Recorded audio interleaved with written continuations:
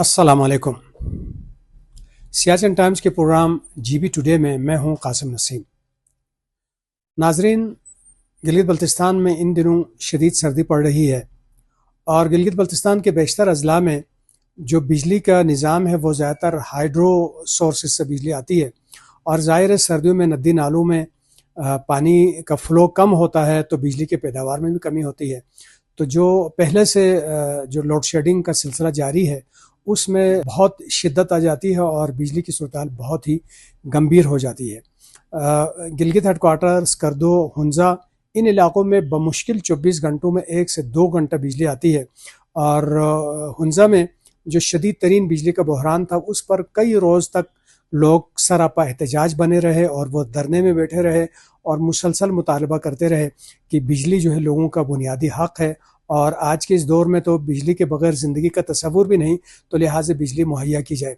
वहाँ इतना मुनज़्ज़म अंदाज में ये एहतजाज का सिलसिला जारी रहा कि न सिर्फ सूबाई हुकूमत बल्कि वफाकी हुकूमत भी हरकत में आ गई और एक आला सतही इजलास इस्लामाबाद में बुलाया गया जिसकी सदारत वज़ीर-ए-आज़म के मुआविन खुसूसी बराए सूबाई राब्ता राना सनाउल्लाह खान ने इसकी सदारत की और गिलगित बल्तिस्तान के जो हाई अफ्स थे, वज़ीर आला गिलगित बल्तिस्तान हाजी गुलबर खान, गवर्नर गिलगित बल्तिस्तान सैयद मेहदी शाह और साबिक वज़ीर आला पाकिस्तान मुस्लिम लीग नून के सरबराह हफीज़ुर रहमान, रिफॉर्म्स कमेटी के चेयरमैन और रुकन असम्बली अमजद एडवोकेट और चीफ सेक्रेटरी और दीगर आला हुकाम जो है इस मीटिंग में शरीक थे और वज़ीर आला ने ब्रीफिंग दी और कहा कि जो शदीद तरीन बहरान इस वक्त बिजली की वहाँ गिलगित बल्तिस्तान में है और उससे जो घरेलू सारिफिन है, जो कारोबारी तबका है और जो तलबा है वो जो है बुरी तरह मुतासिर हो रहे हैं और वहाँ पे पूरे 24 घंटे में सिर्फ आधा घंटा घंटा यानी बमुश्किल मोबाइल चार्ज करने की हद तक बिजली मिलती है। बाज़ इलाकों में लोग मोबाइल चार्ज करने से भी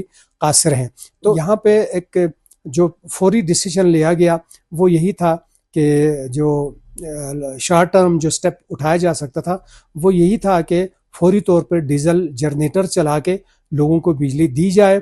लेकिन डीजल जनरेटर के हवाले से लोगों के तहफ़्फ़ुज़ात भी हैं, ख़दशात भी हैं, क्योंकि माजी में भी डीजल जनरेटर्स गिलगित में भी दिए गए, स्कर्दो में भी दिए गए, हुंज़ा में भी दिए गए और उसका कोई खातर ख़्वाह नतीजा नहीं निकला।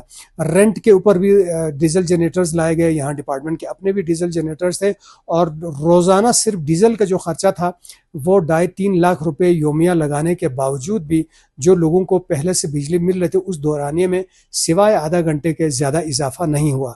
अभी अगरचे बताया गया है कि डीजल जनरेटर के लिए पैसे मुहैया किए जाएंगे और पैसे आने के बाद 5 से 6 घंटे लोगों को रोज़ाना बिजली देने की कोशिश की जाएगी। अगर ऐसा होता है फिर भी बेहतर है, वगरना करोड़ों रुपए लगा के अब जिस तरह अभी बताया जा रहा है कि उस इजलास में 1 अरब रुपए के हवाले से इत्तफाक हुआ था, लेकिन बाज़ रहनुमाओं ने इस पे इसी तरह के तहफ़्फ़ुज़ात का इज़हार किया तो उसको कट करके 35 करोड़ रुपए जो है देने का फैसला किया गया। हर साल डीजल पे करोड़ों रुपए, अरबों रुपए लगते हैं, लेकिन बेहतर यह है कि जो तो हमारे देरपा जो मंसूबे हैं उन पे अगर पैसे लगाए जाएं तो उससे जो है मुस्तकिल बुनियादों पे सर्दी और गर्मियों में बिजली भी मिले और इस बिजली के बहरान का मुस्तकिल हल भी निकल आए। मसलन अगर हम स्कर्दू शहर की बात करें तो इस वक्त स्कर्दू शहर मुकम्मल तौर पर डिपेंडेंट है वापडा के चंद बिजलीघरों के ऊपर और वापडा के वो बिजलीघरों की हालत भी इंतहाई नाक़िस है। वहाँ से अगर कोई बिजली ट्रिप कर जाती है या उसमें छोटा सा भी कोई फॉल्ट आ जाता है तो शहर का एक बेशतर इलाका जो है तारीकियों में डूब जाता है। जो गिलगित बल्तिस्तान का अपना शोबा बरक़ियात है वो स्कर्दो में मुकम्मल तौर पर ब्लैक आउट है। स्कर्दो शहर में महकमा बरक़ियात की जानिब से देने वाली कोई बिजली शहरियों को नहीं मिलती। तो ये बहुत बड़ा सवाल भी है महकमा बरक़ियात के ऊपर। तो ज़रूरत इस अमर की है कि जहाँ गवर्नमेंट ने कमाल मेहरबानी करते हुए एक शॉर्ट टर्म मसले के लिए फौरी तौर पर डीजल के लिए पैसे दिए हैं तो इस डिपार्टमेंट को भी चाहिए कि देरपा मनसूबाबंदी के तहत इस मसले के मुस्तकिल हल के लिए मंसूबे सामने रखे जाएं। जैसा कि स्कर्दो में मैंने जिक्र किया, वापडा के जो बिजलीघर हैं उनके मुरम्मत के लिए मुस्लिम लीग नून के जब गवर्नमेंट थी उस वक्त वापडा की डिमांड पर तकरीबन 7 करोड़ 20 लाख रुपए उनको फराहम किए गए। वो ताहाल जो है वापडा के अकाउंट में पड़े हुए हैं, वो पैसे उन बिजलीघरों पर नहीं लगे। 90s में स्कर्दो में गांछे में जो है वाड़ी बिजलीघर की 30 मेगावाट की मंजूरी दी गई। आज हम 2024 में बैठे हैं और अभी तक एक साल जो है वो एडीपी में आता है, एक साल वो ड्रॉप होता है। वो अभी तक मंजूरी के मराहिल में नहीं है, काम शुरू होने के मरहले में नहीं है, अभी तो अदालती स्टे और दूसरे मामला भी आड़े में है। इसी तरह शगरथंग 26 मेगावाट का मामला है, वो भी पिछले कई अशरों से, सालों से, अशरों से जो है वो पेंडिंग में है, ज़ेर इल्तवा है। ये हमारे बल्तिस्तान रीजन के सारे अवामी नुमाइंदों की कारकर्दगी के ऊपर भी बहुत बड़ा सवाल निशान है।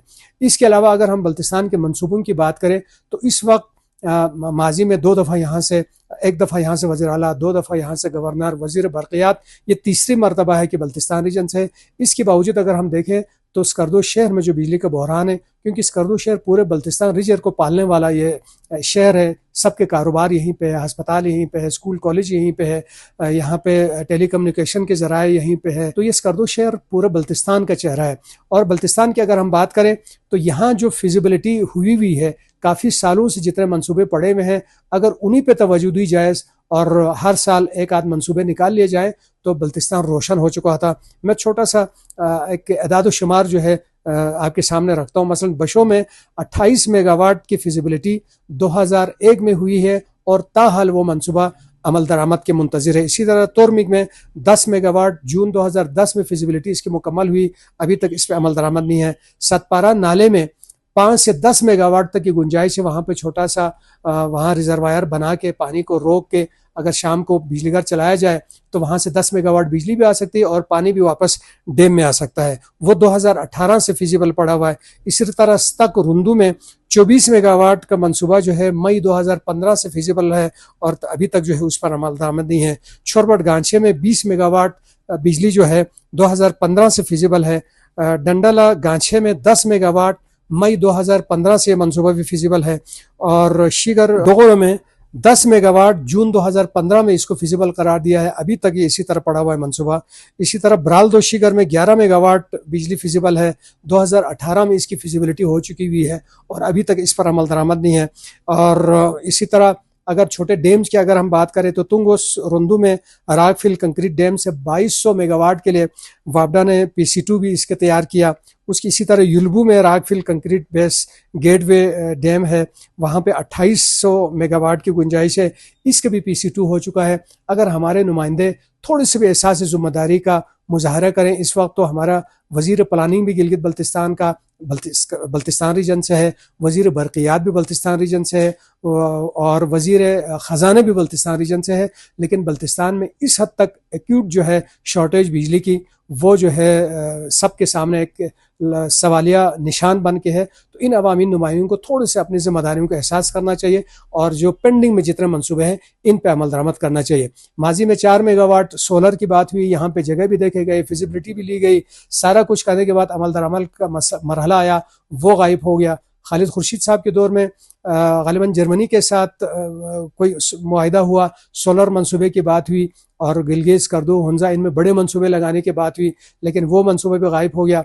अभी हाल ही में प्राइम मिनिस्टर ने जो गिजर का दौरा किया था उसमें 100 मेगावाट सोलर मंसूबे की मंजूरी दी और बड़ी तेज़ी में जो है गिलगित में, स्कर्दो में, हुंजा में और दीगर अजला में ज़मीनें तलाश करने लगे कि भाई बड़े पैमाने पे हमने सोलर के यूनिट्स लगाने, लेकिन वो भी अब भुला दिया जा चुका है। अब जब कभी शोर होता है बिजली के हवाले से तो डीजल जनरेटर से चंद दिन बिजली दे के लोगों को सुलाया जाता है, उसके बाद नुमाइंदे भी सो जाते हैं, अवाम भी सो जाते हैं। इतने सारे बिजली के मंसूबे पेंडिंग में पड़े हुए हैं, ये सारे इल्तवा में पड़े हुए हैं। फिर हम कहते हैं जी स्कर्दो जो है सयाहत का हब है, सयाहत का गेटवे है, यहाँ पर इंटरनेशनल एयरपोर्ट है और ये टूरिज़्म का हब बने जा रहा है। वाकई में टूरिज़्म का फ्लो यहाँ पर है, लेकिन थोड़ी बहुत मनसूबबंदी हमें करनी है। अगर इतने सारे टूरिस्ट यहाँ आ रहे हैं तो थोड़ी सी देने के लिए उनके हमारे पास बिजली भी हो, हमारे पास पार्किंग स्पेस भी हो, हमारे पास पीने का पानी भी हो। तो लिहाजा ज़रूरत इस अमर की है जहाँ हम टूरिज़्म और टूरिस्ट को दावत देते हैं, वहाँ हम अपने शहर की तरक्की की मनसूबबंदी और प्लानिंग पर भी तवज्जो दे दें।